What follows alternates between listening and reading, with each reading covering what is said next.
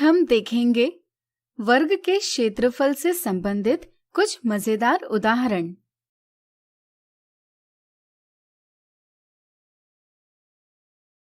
एक शतरंज पट यानी चेसबोर्ड पर 3 सेंटीमीटर भुजा वाले वर्ग यानी स्क्वायर्स बने हैं। ज्ञात कीजिए सभी वर्गों के कुल क्षेत्रफल यानी एरिया में से काले वर्गों का क्षेत्रफल कितना है। एक शतरंज पट पर काले और सफेद वर्ग बने होते हैं। सभी वर्गों की भुजा समान होती है।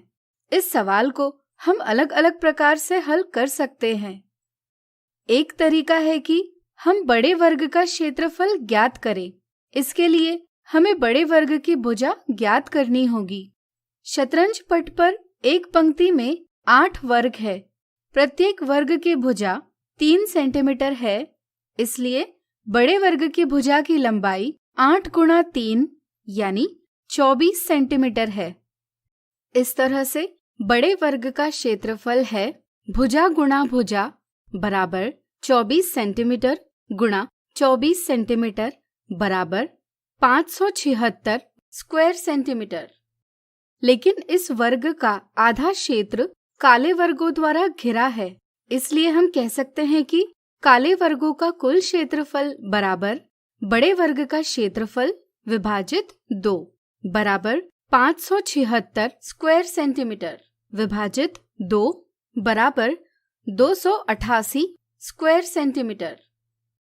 दूसरा तरीका यह है कि पहले हम काले वर्ग का क्षेत्रफल ज्ञात करें, जो होगा 3 सेंटीमीटर गुणा 3 सेंटीमीटर बराबर 9 स्क्वायर सेंटीमीटर। अब हम ज्ञात करेंगे कि पट्ट पर कितने काले वर्ग हैं। शतरंज के पट्ट पर एक पंक्ति में 8 वर्ग होते हैं और इसी तरह एक स्तंभ में 8 वर्ग होते हैं। इस तरह से हम कह सकते हैं कि पट्ट पर कुल 8 गुणा 8 बराबर 64 वर्ग है। इनमें से आधे सफेद वर्ग है और आधे काले वर्ग है। इस तरह से काले वर्गों की संख्या होगी 64 विभाजित 2 बराबर 32। अब हम कह सकते हैं कि काले वर्गों का क्षेत्रफल बराबर काले वर्गों की संख्या गुणा एक काले वर्ग का क्षेत्रफल बराबर 32 गुणा 9 स्क्वायर सेंटीमीटर बराबर 288 स्क्वायर सेंटीमीटर। अगला उदाहरण, कुछ फूलों को पंक्तियों और स्तंभों में रखा गया। प्रत्येक पंक्ति में उतने ही फूल थे जितने कि प्रत्येक स्तंभ में। यदि एक पंक्ति में 10 फूल होंगे तो ज्ञात कीजिए इस व्यवस्था के लिए कुल कितने फूलों का प्रयोग किया गया। यहाँ प्रत्येक पंक्ति में 10 फूल है तथा प्रत्येक स्तंभ में भी 10 फूल है। इस तरह से यहाँ एक वर्गाकार व्यवस्था देखने मिलती है। इस समझ के साथ कुल फूलों की संख्या बराबर 10 गुणा 10 बराबर 100 है। अगला उदाहरण, एक वर्ग के भुजा की लंबाई 2 गुना की जाए तो ज्ञात कीजिए क्षेत्रफल कितने गुना बढ़ेगा। कई बार ऐसे सवालों के जवाब हम बिना सोचे दे देते हैं। जैसे यहाँ कुछ बच्चे सोचते हैं कि भुजा की लंबाई 2 गुना हुई है, इसलिए क्षेत्रफल भी 2 गुना होगा। लेकिन यह समझ गलत है।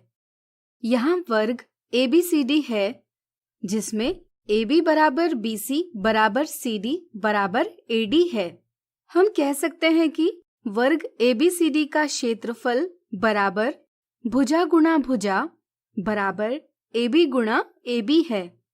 अब अगर हम भुजा की लंबाई को 2 गुना करते हैं तो इसका अर्थ होगा सभी भुजाओं की लंबाइयां 2 गुना होगी। चलिए इस नए वर्ग को हम AEFG इन शीर्षों से दर्शाएं। इस नए वर्ग का क्षेत्रफल होगा भुजा गुणा भुजा बराबर AE गुणा AE। लेकिन हम जानते हैं AE की लंबाई AB की लंबाई से 2 गुना है। AE बराबर 2 गुणा AB। इस तरह से हम कह सकते हैं कि वर्ग AEFG का क्षेत्रफल बराबर 2 गुणा AB गुणा 2 गुणा AB बराबर 2 गुणा 2 गुणा AB गुणा AB बराबर 4 गुणा वर्ग ABCD का क्षेत्रफल। यानी कि जब वर्ग की लंबाई 2 गुना की जाए तो उसका क्षेत्रफल 4 गुना बढ़ता है। यह दिए सवाल का जवाब है। तो आज हमने देखे वर्ग के क्षेत्रफल से संबंधित कुछ मजेदार उदाहरण।